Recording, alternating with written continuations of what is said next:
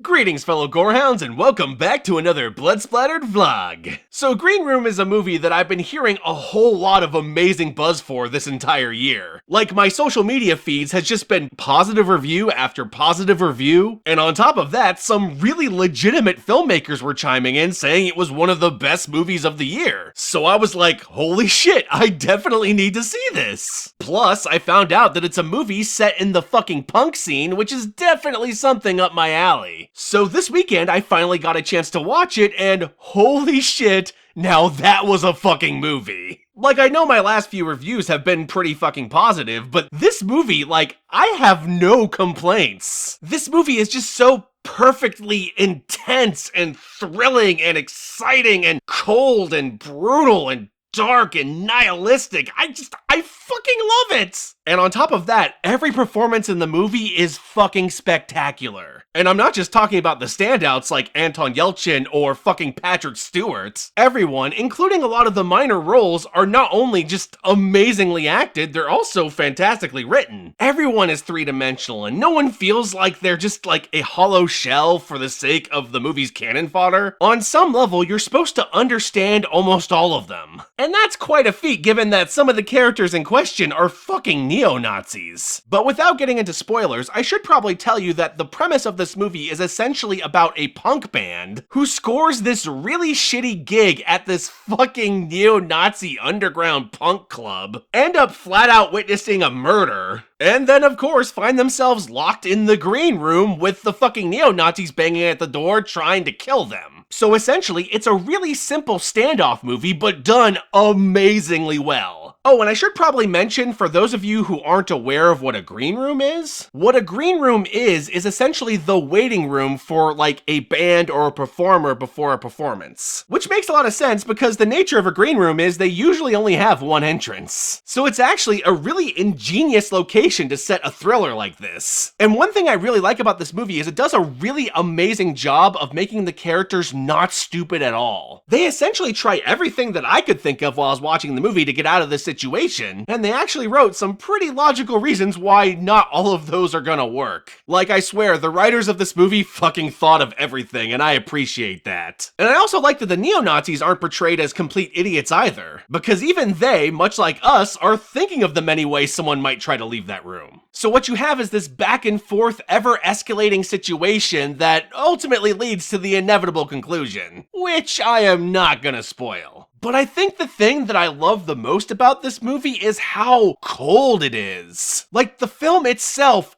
doesn't give a shit about how good a person you are. It doesn't care how much you've grown attached to any of the characters. And it certainly doesn't care about their interpersonal relationships. Anyone can die at any point, and there's no fanfare when they die. Heck, sometimes there's not even like an intense buildup to it. Like how in slasher movies, you'll have that scene where like the slasher is stalking someone, and then when they kill them, it's like this glorified exclamation point on the scene. This movie doesn't have those kinds of exclamation points. Deaths just kinda happen. And they're sudden, and they're brutal, and the movie, it just doesn't care, man. And I kinda love that it didn't care. It was something that I don't see in movies very often. Like, sometimes in a horror movie, they'll revel in someone's death, and I love that as much as the next guy. But it was kinda nice to see a movie that just, like, the movie just doesn't care. It is completely nihilistic. Oh yeah, these characters are in love. We don't fucking care. They're fucking gone. Just gone. The people killing them don't even care.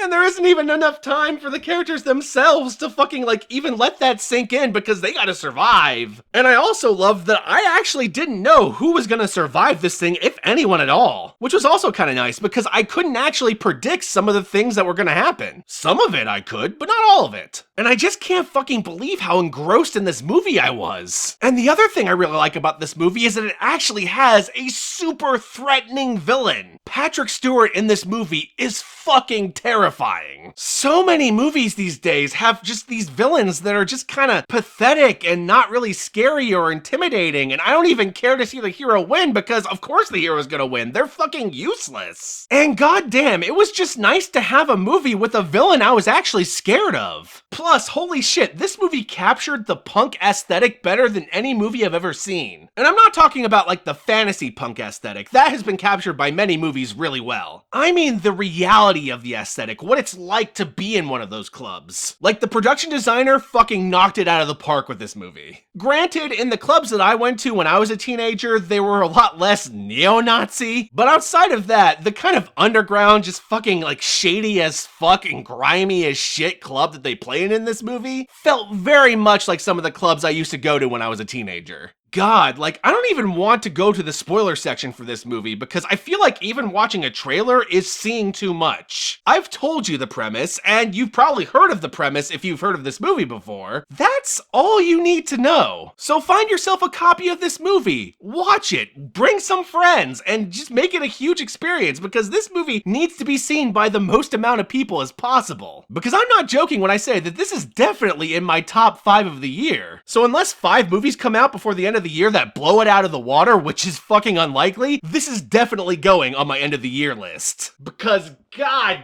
damn, is it fucking awesome! Anyway, my fellow gorehounds, I know I've been releasing a lot of vlogs lately, and don't you worry, new episodes of Blood Splattered Cinema are along the way. I actually just finished a script for one, so hopefully when I get back to the city, I'll have that out within the next 2 months. And with that all said, peace out, my fellow gorehounds, and I'll catch y'all later.